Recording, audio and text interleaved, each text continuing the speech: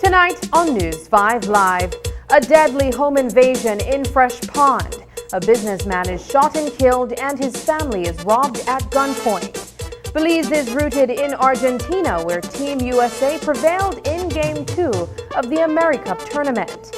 And in this week's episode of Culture Tuesday, does anyone remember Bra Nancy? These stories and more coming up on News 5 Live. This plan, I can't leave this plan. Smart Belize! Hey there, smart thinkers. We're turbocharging your mobile experience with Smart's powered up postpaid plans. Imagine a world where your data speeds flows faster than ever. Well, guess what? We've cranked up the dial and unleashed the postpaid power of Smart's lightning fast LTE data on all our postpaid plans. That's right, no speed bumps, more data. It's like having a limitless highway of data speed at your fingertips. Whether you're a lone ranger with an individual plan or a squad rolling with a group plan, everyone gets to surf, stream, and share at enhanced, full, high-quality speed. Switch to Smart's powered-up postpaid plans today and ride the wave of postpaid power. Visit any Smart showroom or smart-bz.com for details and make your mobile experience smarter and faster. Smart, bringing people together. I know I can't leave this plan. I can't leave this plan. 13,835,700 eggs are eaten by tourists each year, fueling our thriving economy. Tourism means business. Good morning, sir. Good morning. Can you produce your driver's license, please? Sure, no problem. Okay, Mr. Vernon, it's valid. Mr. Vernon, did you know your insurance will be up tomorrow? Oh, really? Make sure you try to update your policy, please. Thanks so much for the heads up. Babe, can you please renew my policy? We know that you get caught up in life sometimes, which is why RF&G Insurance makes renewing your insurance policy easy with WhatsApp. Just WhatsApp the words "Get Started" to 670-8700. We will prompt you to select the service you are interested in, select the service, and answer a few simple questions. An RF&G representative will process your request and follow up with you when your transaction is completed. It's that easy. Use WhatsApp and skip the lines. Remember, it pays to get it right with RF&G Insurance, a Road Group company. Let's take a journey through the core functions of the Social Security Board. It all starts with registering as an insured person, employer, or self-employed individual. Sign up for a portal account to manage your Social Security information online. Just provide accurate information and click Create. This will give you access to a range of services and benefits. Next, your contribution, along with investments and other income, are collected and distributed into 3 funds. This ensures that the SSB fund is securely utilized to support various benefit programs. The SSB is committed to providing essential benefits such as sickness, maternity, injury, and pension. These benefits are paid out to eligible individuals as a part of the Social Security coverage. We help you navigate through life's challenges with financial security. Annual surplus accumulates to grow the fund each year. This surplus is invested into various industries, contributing to the growth and development of our nation. With each passing year, the fund continues to grow due to the annual surplus and interest revenue earned from prudent investments. This surplus, along with reserves, helps to bolster the SSB fund and provide a safety net for those in need. We've arrived at the end of our journey to better understanding how the SSB works. We remain committed to serving you and building a secure future for all Belizeans. Every day, we access energy for cooling, lighting, and powering our electrical appliances and devices at work and at home. During cooler months, we rely less on cooling appliances such as fans and air conditioners. However, during warmer months, as the temperature and humidity rises, we use more energy to cool our spaces, and our appliances and electrical devices work harder than they do during the rest of the year. When the months become hotter, let's all practice energy conservation. Here are a few changes that you can make to manage your energy use. Check that all appliances and electrical devices are working efficiently. Turn lights off when not in the room. Unplug chargers, appliances when not in use. Turn off fans and TVs. Use energy-saving light bulbs such as LEDs. And look for the Energy Star products when purchasing appliances and electrical devices. These easy changes can reduce energy use and costs. You can also monitor your energy use during the month by reading your meter and calculating the reading using BEL's bill calculator on our mobile app or by visiting our website. Let's all save energy.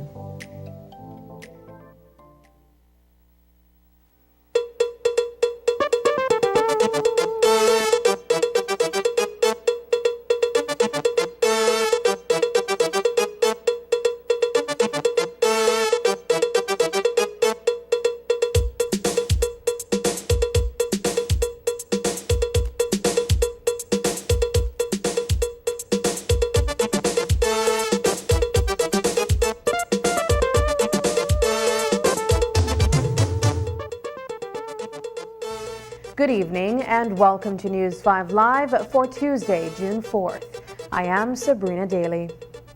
Last night, just before the close of business, a pair of men walked into a small shop in Fresh Pond community. They weren't there to make a purchase. Instead, they carried out a deadly home invasion during which they relieved a family of $2,300 and various personal items. Before leaving, they shot and killed an aspiring businessman who wanted nothing more than to become successful and take care of his family. Tonight, they are grief-stricken, and police are no closer to making an arrest amid an ongoing investigation.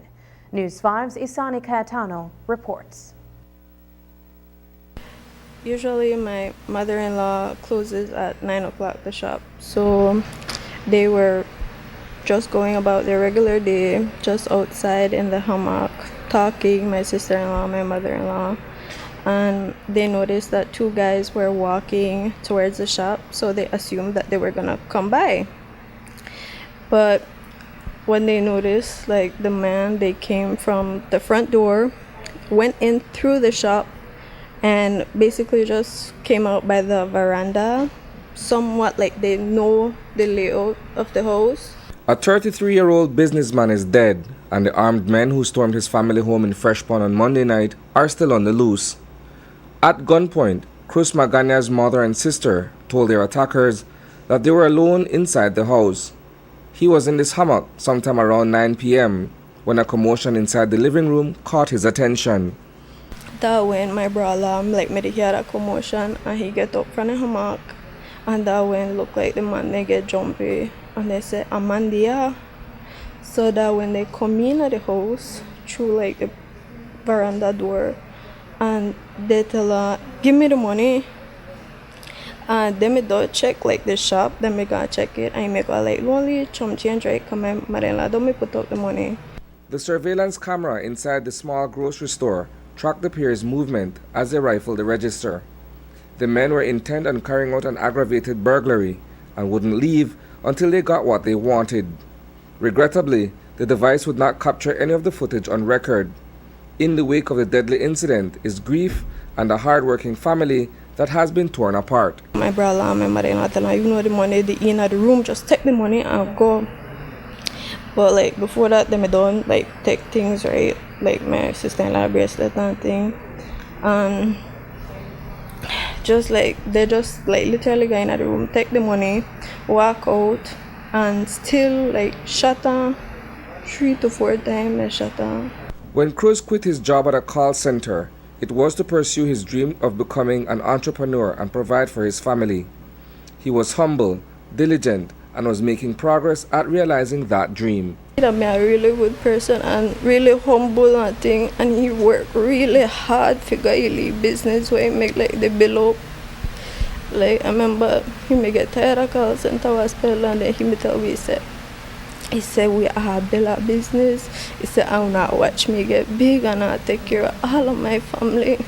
Before then, his mother had been running the business for well over a decade, and nothing like the harrowing ordeal that she experienced overnight had ever happened here. 3 to 4 times I shut her, and that like him at the beg feeling like feel life like you know just we not like just take the money go that was that right, but they still just like shut her and take the money and go. Cause they take their phone, they take a laptop, and then they got out back and them want to shot my sister-in-law too, right? And I think one of the dummy got her in her hand, she may say, but then she run, right? Cause he made like this the commotion, cause my brother still never dead when I shot her the first time. And then she run across the neighbor. My mother-in-law go through it because like that her first son, and he always the one with the eight, always the helper, like how he can. Reporting for News 5, I am Isani Cayetano. Today, attorney Orson Elrington made his third appearance in court for a matter involving an alleged rape that was reported in January. During the session, the DPP provided partial disclosure and stated verbally all the evidence they intend to rely on at the preliminary inquiry. The defense, however, is seeking to challenge the authenticity of the electronic reports given by the alleged victim. Attorney Norman Rodriguez indicated to the court today that he wants to visit the precinct where the statements were purportedly recorded, including San Ignacio, San Pedro, and Belize City. In court, Elrington indicated that the need to verify these statements stem from a suspicion that the defense will be provided with accurate statements. Well, we came today for disclosure to be served on the defense, and it was served. The law requires that the prosecution prompt serves on the defense what it intends to rely on at the preliminary inquiry. That was done. However, instructed by my client, we requested certain evidence that we believe can assist us in deciding whether we're going to make any application or submission against the committal to the High Court, or whether we're not going to make it. We believe, based on discussion with our clients and the other attorneys, that there is evidence that is able to help us. However, the DPP's submission was that she complied with the law, and rightly so. We still need that, and the court has, with the consent of the DPP, allowed us an opportunity to go to the police stations and view certain electronic evidence. We will come back on the 18th, at which time the DPP will serve additional evidence, and the preliminary inquiry can be held anytime thereafter on the 2nd or after the 2nd of July, which is 2 weeks, minimum of 2 weeks after the disclosure is made. This morning, a man was brought before the court for allegedly causing harm to his neighbor using a machete after the two got into a dispute. He is 40-year-old Jareth Jason Tablada, a driver and a resident of Hattieville. The incident is said to have occurred on Thursday, May 23rd. According to reports, the machete attack is said to have stemmed from the theft of a bottle of the popular alcoholic drink Badman. Allegations are that Tablada intentionally stole the drink from neighbor Gilroy Keithwade and inflicted grievous harm on him with a machete. Tablada, however, claims that he was acting out of self-defense. At his arraignment, Tablada, who was unrepresented, initially pleaded guilty to the charge, but explained to the magistrate that he was acting in self-defense. Thus, his guilty plea was rejected and was told that the matter would have to go to trial so both sides could be heard. Bail in the sum of $3,000 and an additional surety of the same amount was offered to Tablada, which he met. Coming up, BSI is concerned about the Commission of Inquiry's change of focus.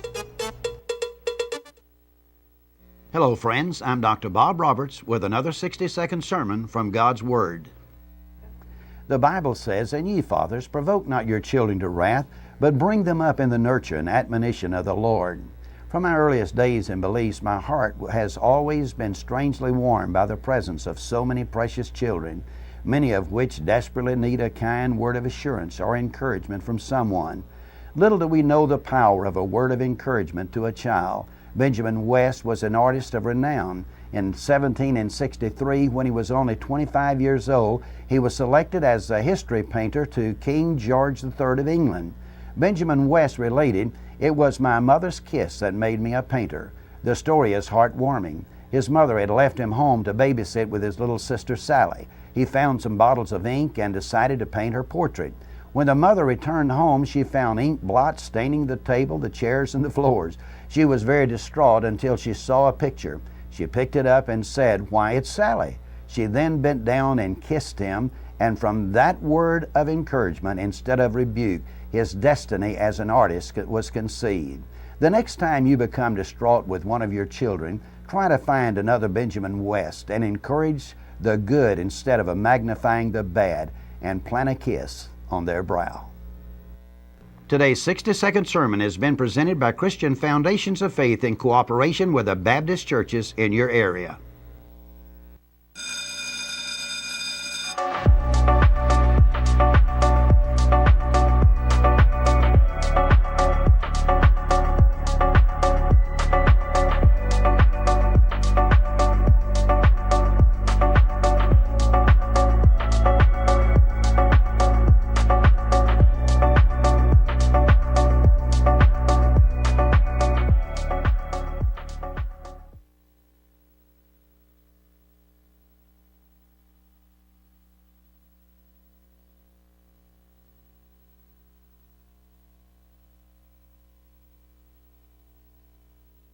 For more than 30 years, CAM2 has been a supplier of premium quality lubricants to distributors across the U.S. and abroad. With its roots in auto racing, the brand began as a joint venture by Sun Oil Company, General Motors, and Roger Penske to develop a superior performance motor oil that propelled Penske Racing to a victory in the Indy 500 race. Turning its success on the track into confidence on the road, premium CAM2 lubricants were developed and offered to consumers as do-it-yourself automotive products beginning in 1975. Beginning modestly with just a few items, the brand has grown tremendously and now offers hundreds of automotive, industrial, commercial, and performance products to its customers across the U.S. and around the world. Superior quality, outstanding value, unmatched service. At CAM2, we're committed to you.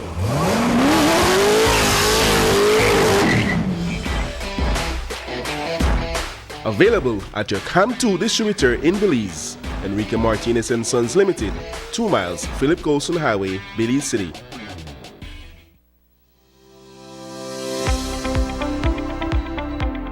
Greetings. On this World Environment Day 2024, I stand before you as your Minister of Sustainable Development and Climate Change with a message of hope and action.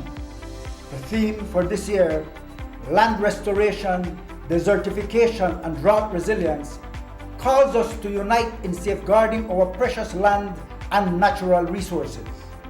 Belize, our home, is facing challenges posed by land degradation, desertification, and drought, threats that require urgent attention and collective effort.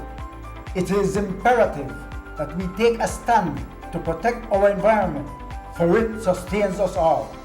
Together, we can make a difference by promoting sustainable land management practices, engaging in reforestation efforts, and implementing water conservation measures. We can build resilience and ensure a more secure future for our children. Let us commit to being stewards of the land, guardians of our environment. Together, let us work towards a greener, more sustainable Belize. Happy World Environment Day 2024.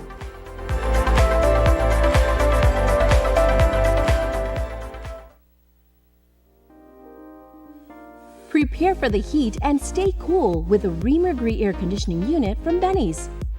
Choose the right BTU unit size for your bedroom or living room and enjoy complete comfort. You can also save money with an inverter unit that is energy efficient. When the heat is on, stay cool and comfortable with an affordable, dependable AC unit from Ream or Gree. Available at Benny's. Quality and savings. Leader of the opposition, Moses Shine Barrow, says that farmers in Toledo District are desperately in need of assistance. Barrow told the media that he spent the weekend down south, where he met with numerous farmers who are facing financial constraints after wildfires destroyed their crops. On Thursday, Prime Minister John Bersenio announced that an initial $1 million in aid will be made available to those families that are affected. Barrow says that much needed relief has been slow in coming. I met with several small farmers, and they have reported tens of thousands of dollars in losses in their cacao and some corn, and this impacts them tremendously. Can't pay school fees, can't put food on the table, can't deal with medical expenses. One farmer, his wife was severely ill. The other farmer, his daughter now can't pay to get her diploma. So these things have real-time ramifications. And so the government has to do better in having an emergency response policy. The Prime Minister has said that there is a contingency fund, and so that money needs to be dispersed. So what I said in the Honorable House is, when we had COVID, for instance, there were social media postings directing the populace as to where to go to get relief. Where can the people in Toledo district go to get relief? It is not forthcoming. So we urge the government to act now to make that information readily available. And I recommend that the same way we had $1 million that was given to the farmers in the north, that there should be some type of fund made available, some type of emergency fund made available to the farmers in Toledo district that have lost their crops to the wildfires. As of Monday, the control price of 16-ounce loaf of bread increased by 35 cents. Consumers are now paying $2.10 for the product. As we reported, the increase came by way of a request from bakers across the country. They contend that the price has not been adjusted since 2008, while their expenses have increased significantly since then. It is one of the issues raised by the leader of the opposition, Moses Shine Barrow, during his press conference today. Barrow describes it as another betrayal of the many promises that the Briceño administration made to the Belizean people. Pack bread, we used to be $1 and change is now $2 and change under the Briceño administration. And they have no shame. Wait until after the municipal elections and raise the price of bread and we'll take it. And this is another betrayal of the promises that the Briceño administration made to the Belizean people to be a government that was compassionate, a government that was understanding of the plight of the day-to-day Belizeans. This increase in bread does not reflect a government that understands that. And we understand that this is driven by the highest energy prices ever, energy prices which have stabilized globally because Ukraine and Russia have become a matter of fact that globally, at least in the Americas, the prices have gone down. But we're certainly not at the crisis peak that we were when the war in Ukraine first started. But here in Belize, the prices remain as high as ever, and especially in the districts. In Toledo, in Corozal, the cost of living is exponentially higher than here in the city, and places where the goods, come central. So imagine we pay an exorbitant amount here in the city, then it goes to Toledo. I'm telling you, people are starving. And while in most instances, literally, the PUP is not killing the people, but figuratively, they are. People are their quality of life has died. Their hope in Belize has died. People, and the punishment, it's not getting any better. There is no alleviation. The municipal's done. Let's make it worse. Last week, we reported on allegations of ministerial interference at the northern border, where law enforcement officers sought to apprehend sugar smugglers. In the face of an ongoing sugar shortage in Belize, such allegations are alarming.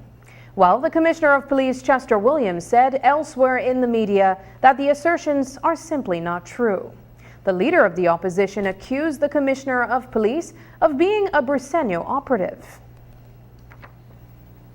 But when we say that there are reports, there are allegations that the people that are purchasing, the wholesalers, purchase from BSI, and because they make more money taking it across the border, that is what they are doing. That is a fact. That is a fact. Now there are allegations that when the BDF, it was the BDF, I believe, that my colleague in the House mentioned. I don't believe he mentioned the police department. But let's say it was the police department, the BDF. We are talking about ministerial intervention. ministerial abuse. These are things that are being reported to us from the security forces. They are telling us that, yeah, leader, we try, but we hold people and then they let them go. So at the end of the day, it is another example of the tone-deaf, disconnected state of the Briceño regime. And while the Commissioner of Police should be an autonomous body, even though he's appointed by the Prime Minister, he's a part of the Briceño regime. He might as well be CEO in the office of the Prime Minister for security, because he is all in on the Briceño regime. You look at his, and I haven't had time, but the more he opens his mouth, I feel I am obligated to report him to the Public Service Commission and the Bureau of Standards. His behavior is unethical, and the hubris with which he presents himself, that he could say what he want and he could do what he want and he could mix politics with his office, is lawless. And imagine the top lawman is lawless. But this is the state of Belize, and this is why we have a sugar shortage. In other news coming out of the sugar industry, Belize Sugar Industries Limited says it is concerned about the Commission of Inquiry's change of focus. Via press release, BSI notes that it welcomes the role of a Commission of Inquiry focused on providing advice on modernizing and improving the long-term viability of the sugar industry. The company noted that it cannot share proprietary and confidential information because it operates in a commodity business that is very competitive. BSI says it has also communicated to the government that it will not cooperate with an inquiry that is focused on using process as an avenue to negotiate a new commercial agreement, which is a private commercial matter. Will a redistricting exercise be undertaken before the next general elections? The Belize Peace Movement hopes that such will be the case, while the Prime Minister says the National Assembly must first decide on the Representation of People's Act amendment currently before them. Opposition leader Moses Barrow believes that the bill will be voted down. He is now demanding that the government undertakes a redistricting exercise before the next general elections. I would hope, because I understand that the bill is going to be voted down, because obviously the opposition disagrees, and I understand that there are some members of the government that disagree. But I am saying on record, the opposition supports and demands that redistricting take place before the next general elections. And the same way that bills are presented to the House and taken through all of its stages in one day, I am disappointed and disgusted that that was not done for the Representation of the People's Amendment, so that we could vote it down, get a new task force, sans call it Montejo. No political figure should be on the task force that is comprised of specialists from the different ministries.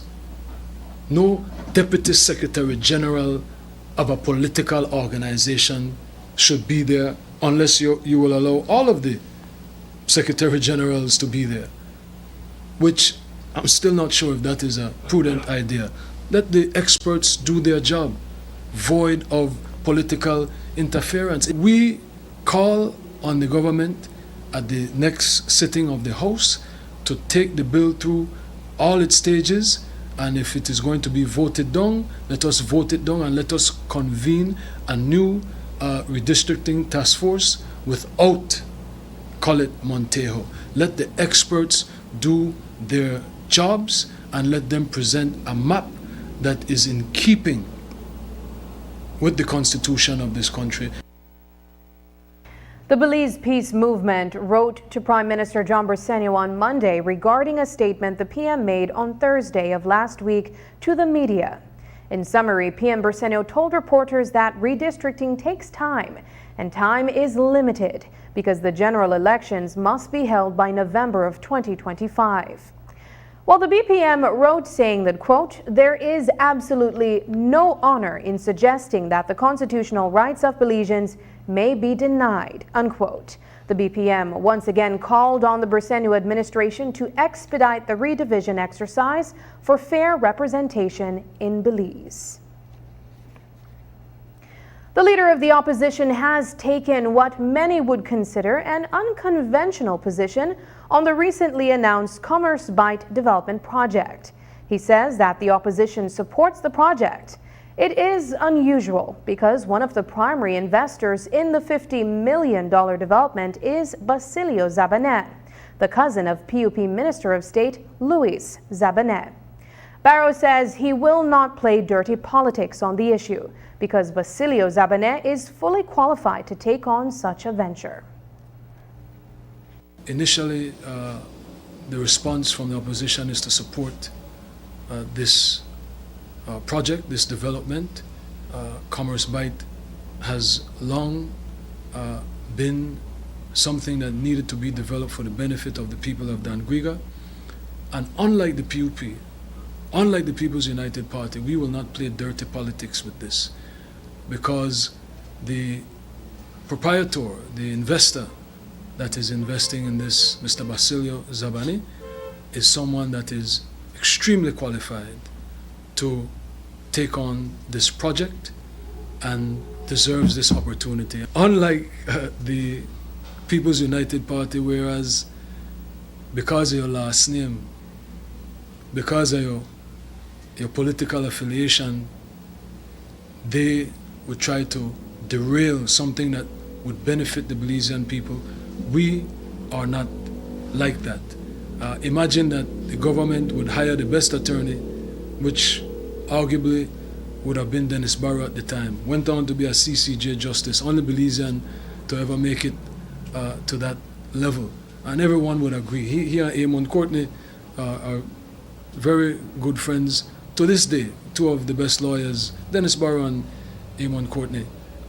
But when the government would hire the best lawyer, the People's United Party would say, no, you're only hiring Dennis Barrow because he's the Prime Minister's brother, which was ridiculous, which was outrageous. And we are not going to venture down that path to say that, well, the only reason Basilio Zabanet is getting the project is because he's Luis Zabanet, the minister representative from Dangriga's cousin.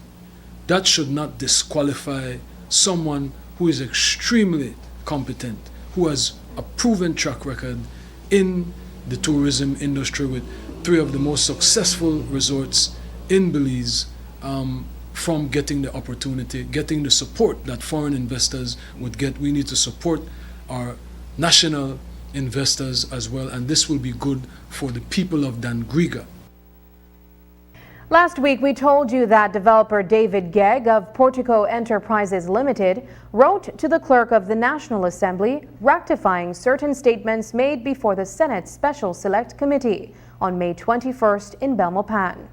In his letter, Gegg noted that while he sent an email to a personal email, which he believed to be for Tourism Minister Anthony Mahler, he did not attach the definitive agreement.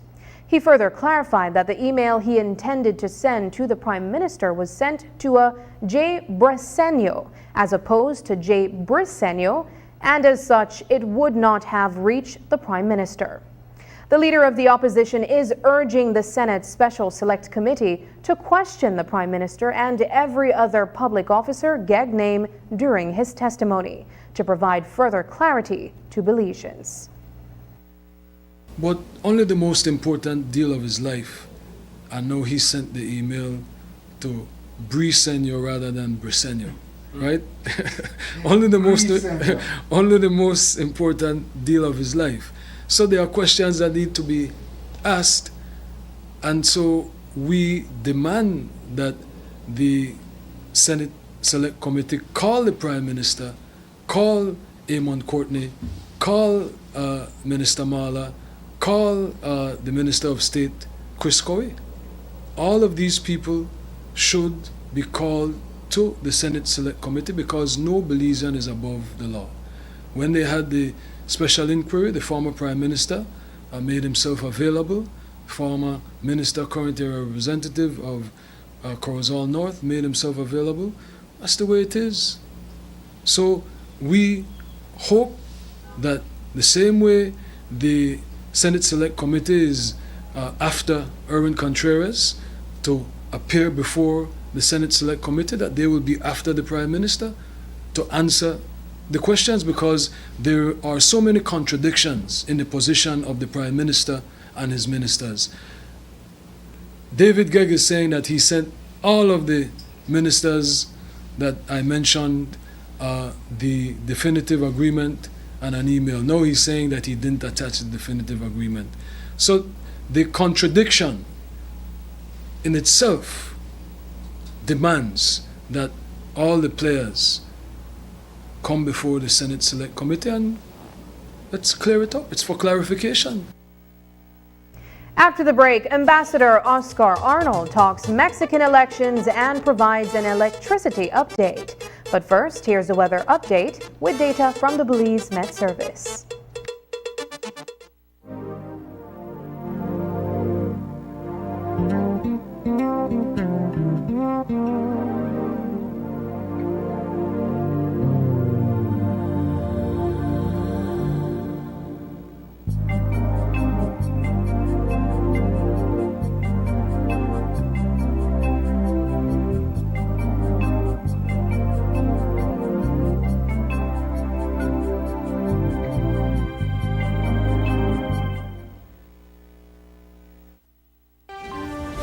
Smuggling of Belizean sugar into Mexico and Guatemala, aided and abetted by a corrupt UP cabinet, has caused a chronic shortage on the local market, and UDP Deputy Leader Honorable Hugo Pat raised the issue in the National Assembly as a matter of national concern. We have some very reliable reports about our law enforcement officers that at countless occasions have intercepted sugar being unofficially exported just to get a call from ministerial intervention indicating to them, look, you have to release that sugar because this particular person has a permit to export. What this actually is creating is a scarcity locally, and we all know that whenever there is any scarcity, the price will go up. But all that the Minister of Agriculture and Food Security, Abelardo Mai, had to offer were excuses and a threat to raise the controlled price of sugar on the local market. So the only way we believe that we can reduce the amount of sugar leaking to Mexico and to Guatemala is to find a way to increase the price, the control price, and we believe that in 2 weeks we'll have a very good position exactly on where we want the price to be. Belizeans should not have to pay more for sugar that our country produces because of smuggling supported and protected by a corrupt PUP cabinet. Belize City, your high-octane, sharp-shooting, high-flying Belize City defenders are one win away from advancing to the BEBL finals. Defenders don't frighten of nobody. Coming off that hard-fought, grueling win against a team that is standing in their way. Them boys from San Pedro, the Tiger Sharks. So, if you missed that Game 1 battle, you can't afford to miss this Game 2 Best-of-3 Series war going down this Friday, June 7th. Inside the Belize Civic Center. This team, they can't be this team defenders. Come cheer on the defenders. It's Defenders versus the Tiger Sharks. This Friday, June 7th. Fans, don't forget we have the big 1-2-3 halftime challenge for $4,000 in hard, cold cash. And not to mention resort stay and many more giveaways. Sponsored by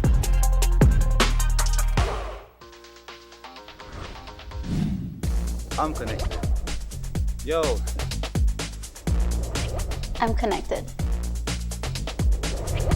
We're connected. Create the perfect broadband bundle that fits your style with Smart Connect. With the Junior Bundle, get 50% off your national calls and up to 6 gigabytes of data at no extra cost. Get postpaid added on for an additional cost of only $25 with the Prime bundle.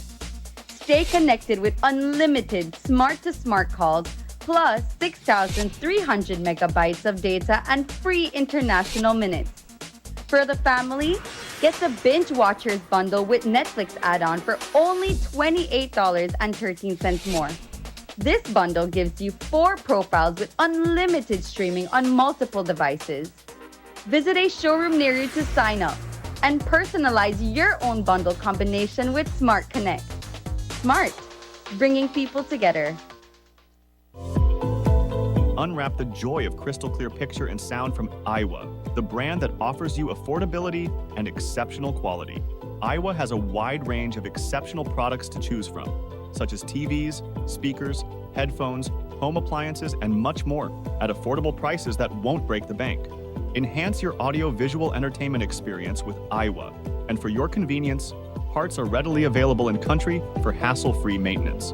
You can find Iowa products at your local electronics store countrywide. Choose Iowa, the best in home entertainment and household appliances. When it comes to highlighting Belizean culture, many think of rich food, dynamic music, diverse ethnicities displayed throughout the country. However, if you grew up in Belize, then there is a possibility that Belizean folklores were a memorable part of your childhood. In this week's episode of Culture Tuesday, we bring you the stories of Bra Anansi, a popular Caribbean and African character that Belizean authors are still making their own to this day. Here's News 5's Brittany Gordon with more insight into the world of Bra Anansi.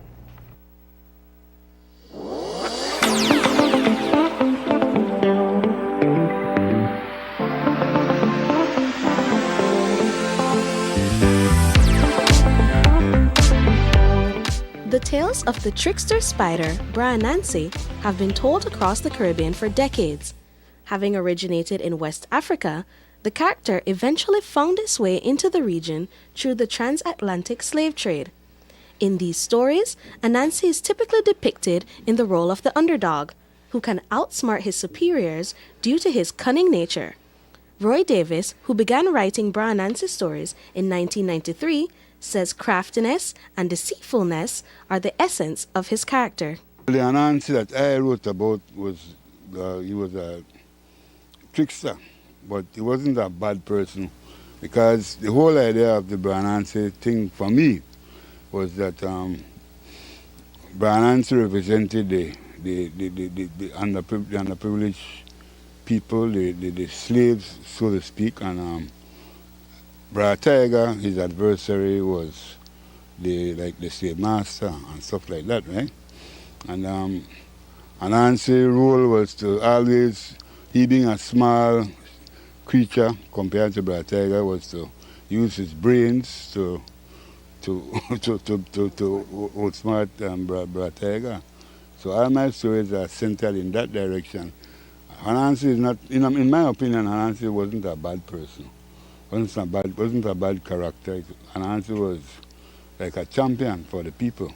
In his stories, Davis often depicted Anansi against Bra Tiger, his adversary, and let him come out on top as a symbol for the underprivileged. I tried to emphasize that the book is not only for children, it's for anybody, children and others.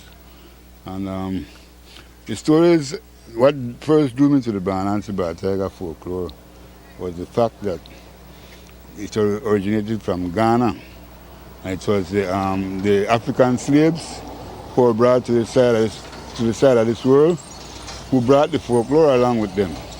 And that's how I make I get interested in it. And I thought one of the things that inspired me to write them stories. Having written 16 Anansi stories over his career, Davis is a pioneer in the literary scene, alongside authors such as Sir Colville Young and Adler Ramklam.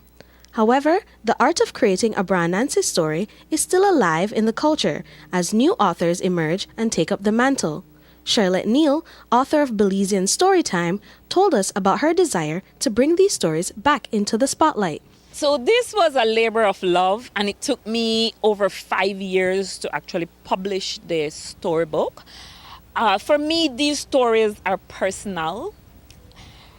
I grew up in an environment where, of course, we didn't have electricity, we didn't have television, and so our pastime was stories. And my uncles, my other relatives, I relished listening to those stories, those folklore stories. Of course, Anansi was at the center of a lot of those stories. And so for me, it was nostalgic when I started to put pen on paper. And what I wanted to do was recreate that memory, because I don't see stories like these a lot anymore. And so it was the reason I decided to do Belizean story time. Neil told us that when creating an Anansi story, his cunningness is the most important part of his personality to remember. To make the stories her own, she depicted Anansi as the trickster that does not always get what he wants. Growing up, I always learned of Anansi as the trickster, and I wanted to put a little spin on Anansi, and in most of my stories, I wanted Anansi to get a taste of his own medicine. And so most of the stories have a moral, and in those stories, Anansi outsmarted himself, basically. And so that was what I wanted to do, especially for younger kids, to let them see that, hey, you can try and outsmart, but hey, somebody is always smarter than you. And so I didn't want to leave it as Anansi, the trickster, getting away with stuff. That's not the lesson I wanted. The lessons I wanted was Anansi is tricky, yes, but there is a lesson to be learned in morality from these stories. Neil's book was published in 2017 and can still be found in bookstores and libraries along with the works of Davis and other Anansi authors. However, she explained that she is working towards having the book republished in the standardized Creole. Sylvana Uds of the National Creole Council of Belize explained how they have been working to ensure the Anansi stories are accessible and true to Belizean culture. One of the first things we did was to try and, one of the first things that we do that try capture some of the Anansi story then. So Dr. Irvin Beck back in the 1970s, me come and record and get permission from people like, I think this man not even alive again, and if he is, forgive me if I said that, Adler Ramplam.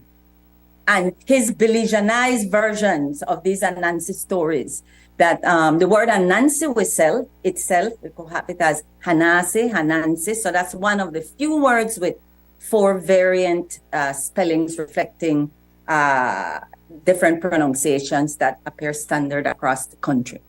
And so Anansi, we know, we documented, and we really thank Sir Colville Young and people like that for, and Dr. Beck and others for having done some of this work. Even though the Anansi character did not originate in Belize, he has found a home here, and by placing him in locations and situations that Belizeans are familiar with, he is a relatable character to read about, whether he wins or loses at the end of the story. This is a compilation of short stories. And in a lot of these stories, we put Anansi in the center of the communities doing everyday stuff. Like Anansi is going to church. Anansi celebrates Valentine. Anansi has an encounter with the police. And so I think Anansi is actually at the center of a hurricane. And of course, in all of these stories, Anansi is trying to win, to come up, to trick somebody. And the turnaround is always that he doesn't succeed. Davis reflected on his time writing Anansi with pride and fondness, highlighting the laughter he was able to bring to people as one of his great joys. As I tell you, I'm a creative writer, and I know how to create plots. I just use my imagination, and I just come up with whatever plot I needed, and they were all meant to create laughter, you know. If you read any of my story, I'll make you laugh. I guarantee that.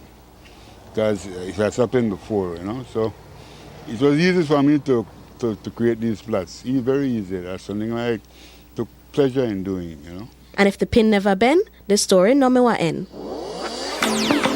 Brittany Gordon for News 5.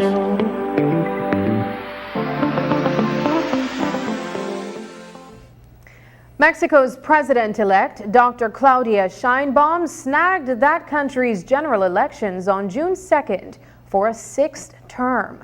She will replace Andres Manuel Lopez Obrador, who has been in office since 2018. Sheinbaum, a scientist by profession, led the left-wing political party Morena into the elections.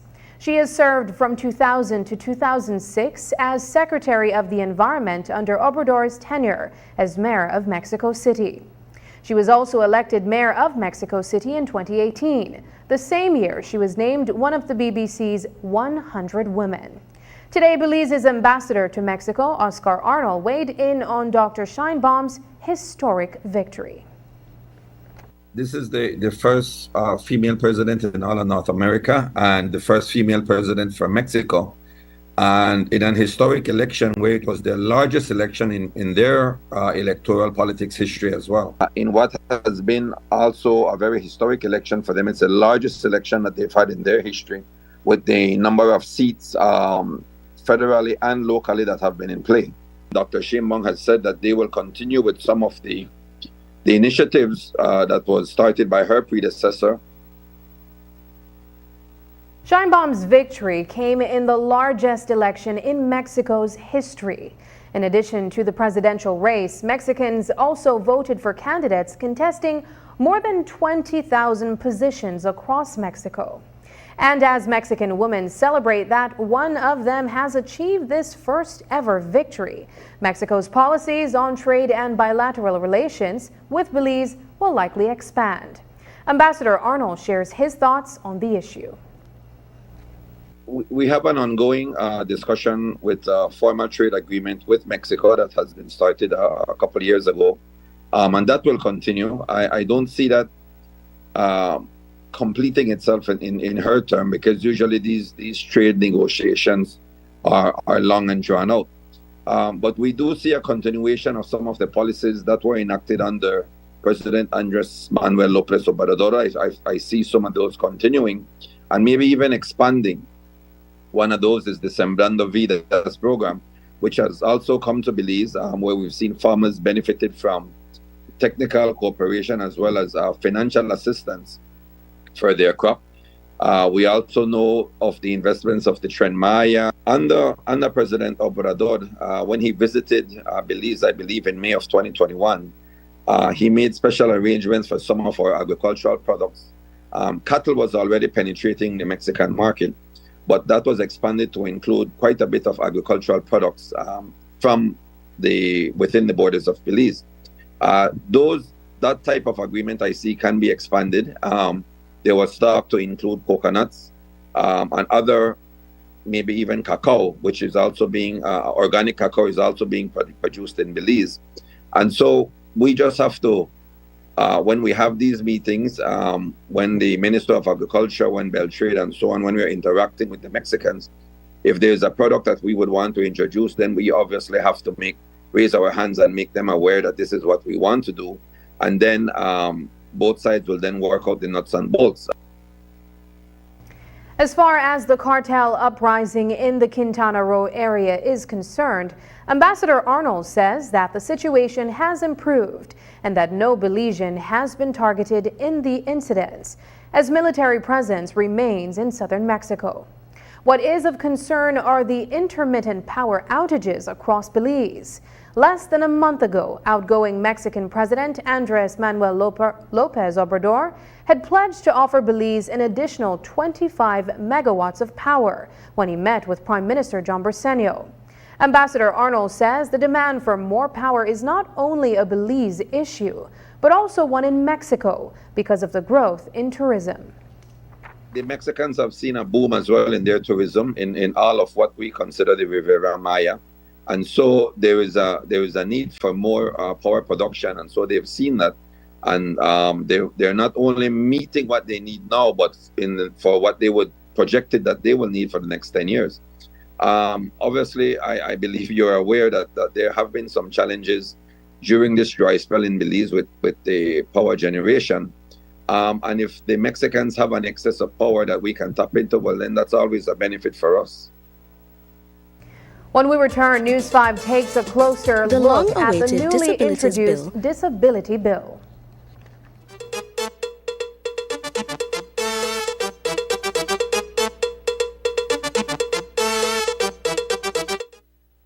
The Ministry of Blue Economy and Disaster Risk Management in partnership with the National Adaptation Plan Global Network Secretariat, will be hosting the second Blue Economy Climate Resilience Forum and Fair on June 6th and 7th.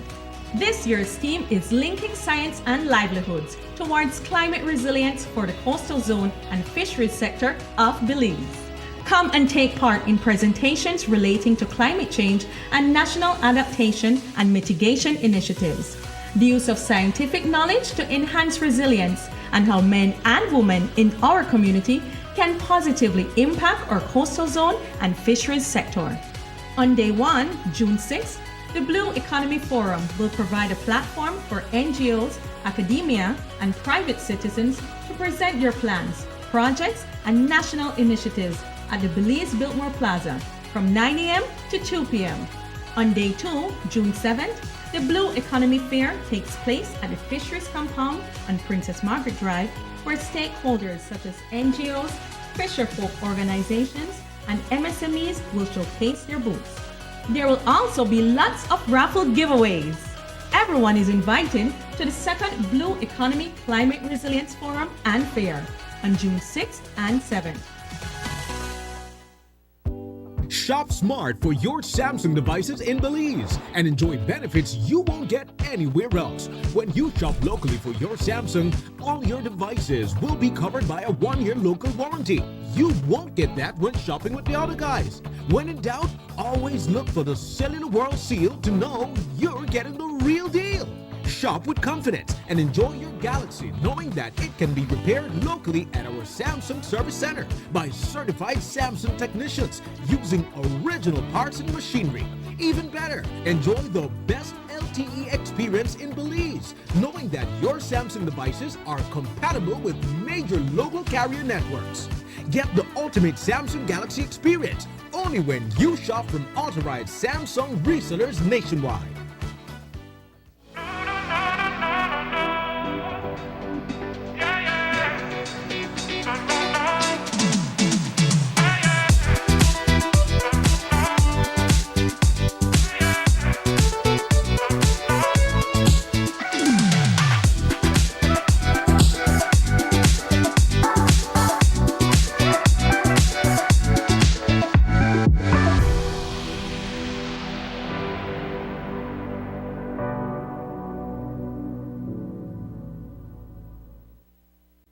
History was made on Thursday when Belize's first ever disability bill was introduced in the House of Representatives.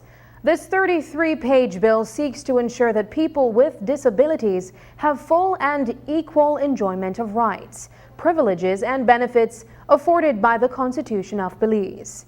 As Belize committed to the United Nations Conventions for People with Disabilities in 2011, the integration of a disability bill has been highly anticipated. We spoke with a few people who played a part in the creation of this bill to find out how it will benefit this vulnerable population and what measures it takes to preserve their rights. Here's News 5's Brittany Gordon with that story.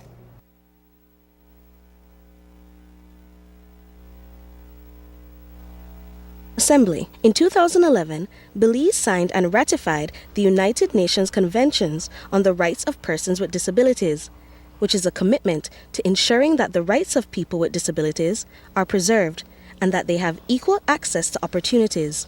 Now, after 13 years, this commitment is finding its way into Belizean law. Dolores Balderramos Garcia, Minister of Human Development, introduced the bill in the House of Representatives on Thursday. So we're a little bit late. We're playing a bit of catch up, but of course, where we are today is as a result of a lot of advocacy. And I think of, the older people who went before, the people who have been wonderful advocates for the rights of persons with disabilities, those who have passed on and those who are retired. But then, of course, we have the people who are working now on it, We have people like Miss Christy Almeida, we have our special envoy, Mrs. Rosana Briceño, and Mr. Marshall Nunes. We have many advocates. And so basically we've come to a point now where a year and a half ago or so, we decided to do extensive consultations on what should go in our disabilities bill, and which we hope will become law this year for sure. She explained that the objective of the bill is to provide legislative security for people with disabilities, so that they may have ground to stand on when seeking justice over the infringement of their rights.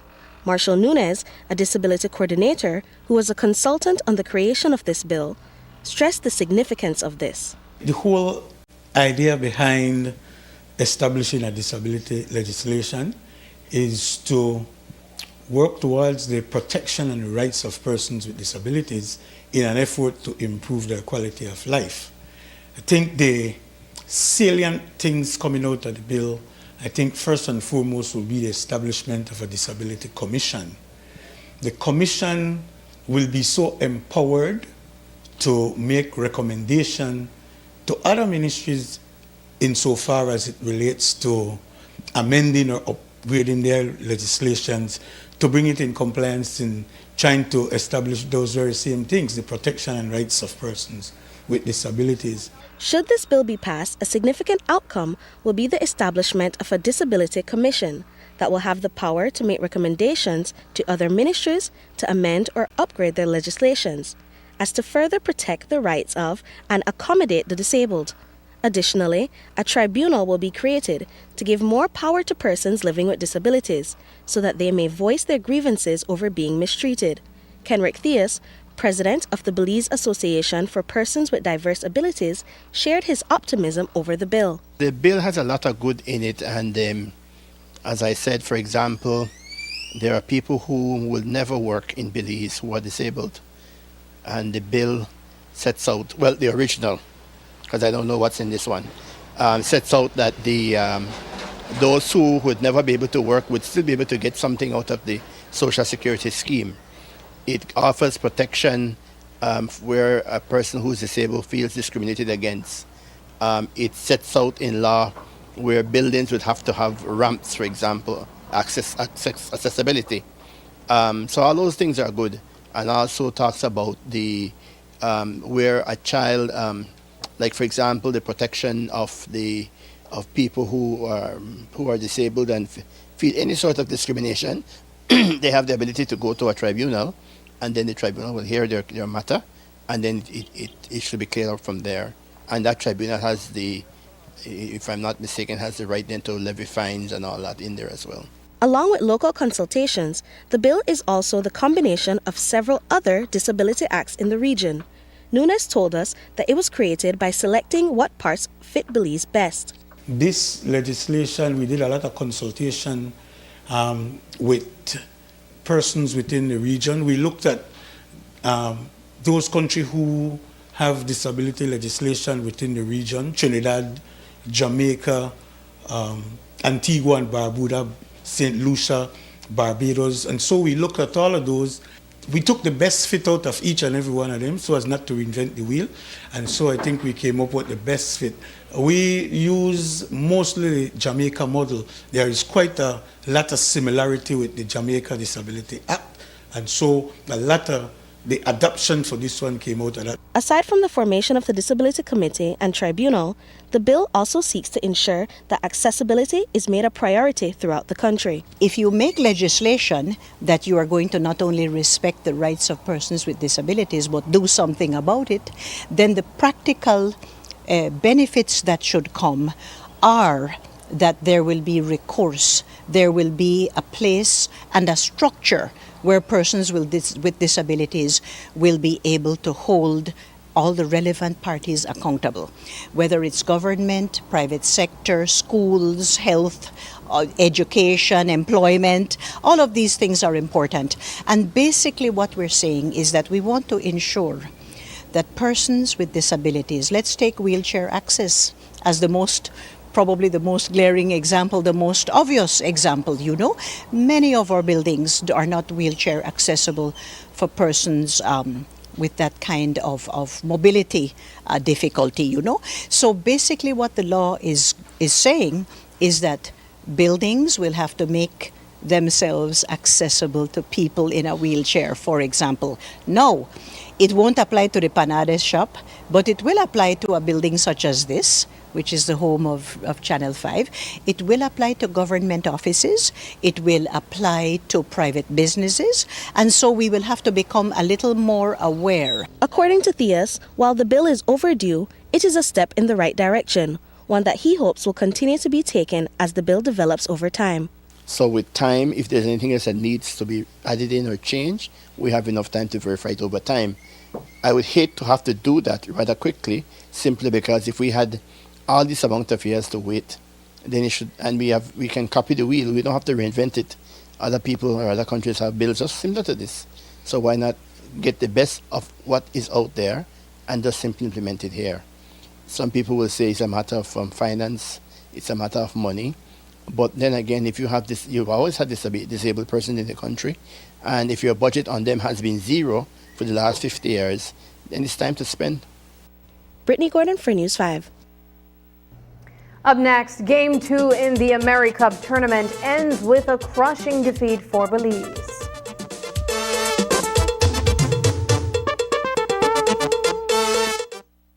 My name is Leomar Langsert and I'm a teacher and I bank with Belize Bank Independence Branch.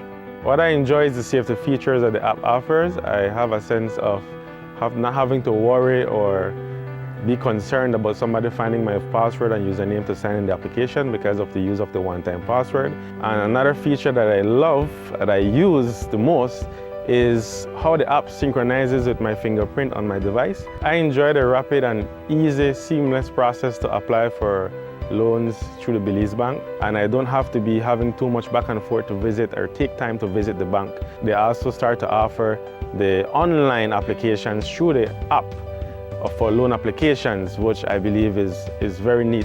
I would definitely recommend Belize Bank to other teachers because one of all the features and advantages that the app offer. With these online that Belize Bank offered is basically everything that you can do in the palm of your hand. So I would definitely recommend the bank to other teachers.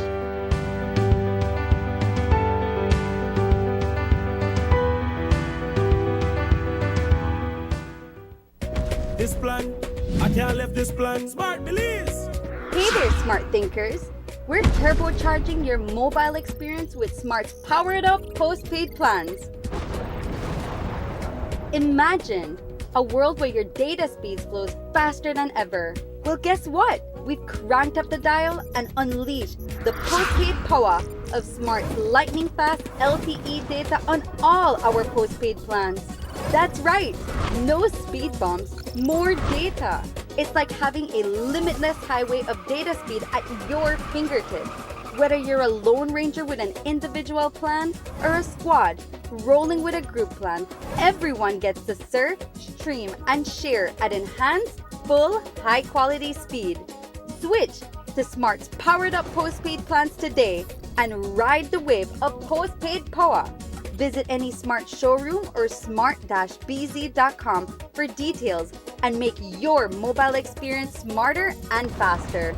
Smart, bringing people together. I know I can't leave this plan. I can't leave this plan. Belize's national under-18 basketball team suffered a crushing defeat at the hands of USA's under-18 team in Argentina. The upset came after a victorious first day for Team Belize against Brazil on Monday. Team USA overcame Belize in a blowout fashion, winning the game by a whopping 96 points. Belize must now regroup and prepare for the remainder of the tournament. News 5's Paul Lopez reports.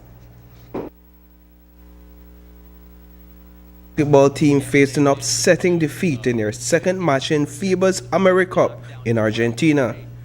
Belize faced off against Team USA, the number 1 ranked under-18 team. It was an uphill battle from the start, but before the match, we heard from a couple of Belize's athletes. I feel like a lot of people are making this game bigger than what it is. Like at the end of the day, it is just another game. Like we should approach it like the way we would approach any other game.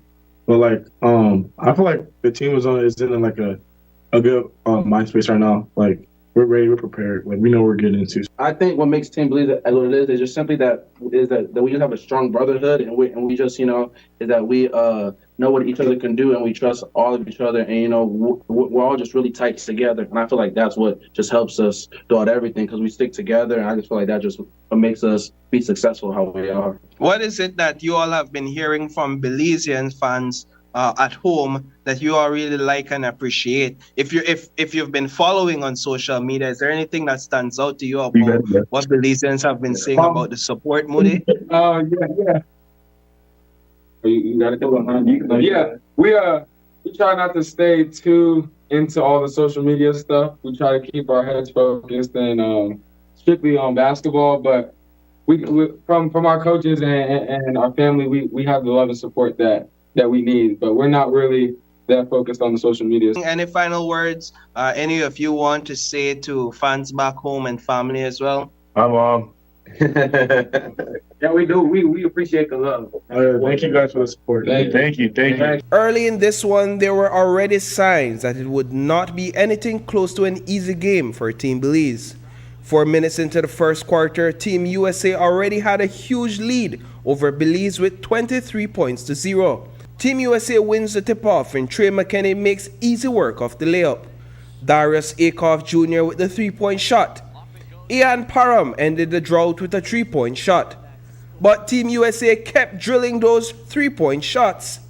Josiah Mosley strong on the inside for Belize's second basket. At the start of the second quarter, Team USA had a 24-point lead. Mosley again securing the spin-around jump shot. But Team USA did not let up. Here's another 3-pointer from Mikael Brown to further extend their ballooning lead. Team Belize scored 9 points in total in the second quarter. Team USA scored 35 points in the same quarter. Douglas Langford coming alive in the third quarter with a slam dunk. At this point in the game, Team USA was leading by 60 points. That lead expanded to 71 points at the end of the third quarter. Team USA outscored Belize by more than 20 points in the fourth quarter, punctuating their dominant victory. This one ended 154 points to 50 points in favor of Team USA. That is a 96-point defeat for Team Belize as they go back to their hotel room and regroup for their match against Argentina on Wednesday. Reporting for News 5, I am Paul Lopez. It's not the kind of story that we come by every day, but today a distraught widow came by our newsroom to ask for help. The woman accuses her deceased husband's sister of withholding money that he left for his 2 children, both still under legal age. According to Claudia Yama, her husband died over a year ago, but she did not discover until well after from a friend of her husband that he had taken out an insurance policy in their children's names. Yama was happy to inform her of the existence of the insurance policy. And when Yama began to contact her sister-in-law for assistance from the funds, she got the cold treatment and was eventually blocked. But that was not before she collected $4,500 after 4 different requests in the name of the children. Here's her story as she told us off camera. I'm asking my sister-in-law to kindly put her conscience in her mind. I need her to please give me the money that I'm asking her from my kids' insurance. That it's Nimra and Orlando's money. I really need it for them. Where is this money? When my husband passed away, we did not know that he left the insurance money for my daughter and my son, Nimra and Orlando. So you found out how? I found it out by a call from a police officer from Belmopan saying, Miss Yama, did you receive a call from your sister-in-law saying that your kids are beneficiary of certain amount of money from the insurance? I said, no, I did not. We did not get call from her, nothing. A week from my son's birthday, the night before, I dreamed my husband. And he came in my dream and he said, Claudia, she already got the money. Fight for it. How did she become involved in all of this if it's money that's left for you and your children? My husband, I guess he's the one that left her in charge of the money from the insurance. As a trustee? Yes, as a trustee. Have you received any monies at all from her? Yes, I did from last year, 2023. I have received from her was $4 or $5. You've received $4,500 from her? Yes, that's all what I have received from her. Yama explained that her deceased husband may have entrusted the inheritance for their children to his sister because at the time of his death, they were separated. She said that she is not sure how much money the policy covers and that her sister-in-law has been brushing off the children. Yama says that she was reliably informed not long ago that there is still money in the account. She turned to the legal aid office, but the attorney that was dealing with her matter has informed her that she will not pursue it any further. And what has now compounded the situation for her children, who must return to school in a couple months, is that she has lost her job and was given a letter of eviction for missing payment on last month's house rent. Yama says that she and her children are barely making it because she decided to sell some of their home appliances to them to survive for a few weeks. I have a voice record where I record her when I called her, and she strictly told me that when my daughter asked her to please give her the money for her braces, she told me that she thinks there's not enough money at the bank. Even though the liar has asked them, they refuse to give the liar that actual information as well. And then your lawyer has also abandoned the case? Yes, she did. It's not really a liar, it's a legal aid attorney that she said that she's not taking it to the court, she's not doing anything, she just leave it right. Did you say why? No, she did not say why is the reason. She just tell me like that she's leaving it and she's not fighting for the case anymore. Then you've received a notice to move out? Yes, I did. I have been sending a note for me to move out. I was actually working and I got laid off of my work because things are really slow and they don't need any kind of worker right now. And due to that, I haven't paid 1 month of rent. And I don't have any place to go with my kids. I need back money to pay back fees, registrations, back to school, uniforms, all of that, and I don't have that money. 2 weeks ago when we went to inquire once more at the insurance base, the person from the insurance told us that all what the trustee needs to be doing is deposit X amount of money into my bank account for them, my kids, every month. To deposit certain amount of money for my kids into my bank account. And I told her she is not doing so. I guess maybe he never trusts me with the money. That's why he left his sister in charge of the kids' money. And that's the news. Tonight's broadcast is available at channel5belize.com, on our Facebook and on YouTube. I'm Sabrina Daly. Thanks for joining us. And from all of us here at News 5, good night.